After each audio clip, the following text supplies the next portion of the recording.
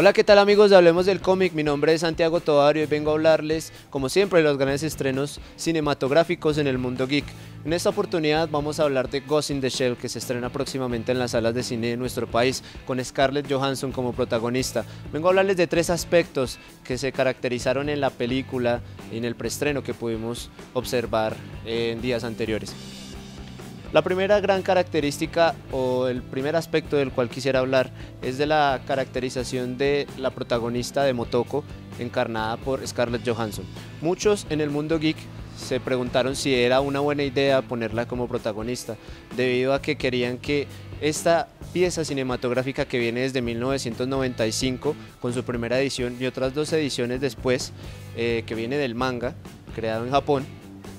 se asemejara mucho más a un perfil asiático, a un perfil japonés, a un perfil que fuera mucho más realista y mucho más acorde con la primera película y la primera edición, ya que toda esta remasterización que se está realizando y que se va a presentar próximamente estaba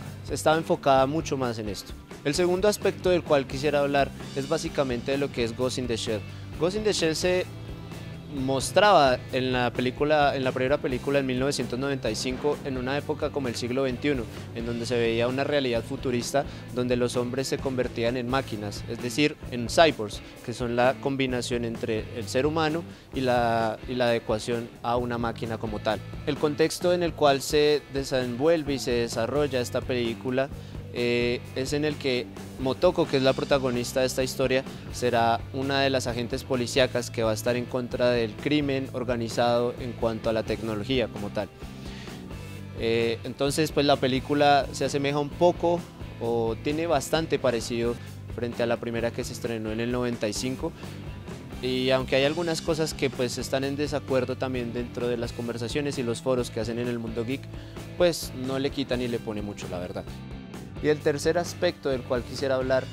es básicamente de cómo juegan y de cómo toman un papel importante en los efectos especiales dentro de la película. Vemos cómo Scarlett Johansson es súper caracterizada a un personaje como un cyborg, vemos cómo trataron de utilizar todos los elementos y toda la utilería que utilizaron o que trataron de retratar en el manga, para adecuarla a esta nueva edición que va a ser la primera versión real que se va a realizar de Ghost in the Shell. Así que recomendadísima que vayan a verla.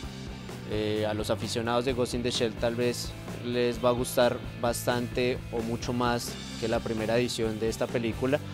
debido a la versión realística y pues por la participación de Scarlett Johansson también, que es una de las grandes actrices que se ha tomado el mundo hollywoodense en las últimas décadas.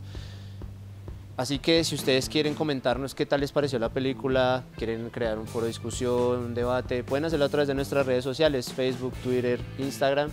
y no olviden que se estrena esta semana y que nada, pues ojalá la disfruten y que la gocen tanto como los que estuvimos en el preestreno. Y pues nada, Carlitos, te dejo con el programa para que continuemos hablando del tema del día.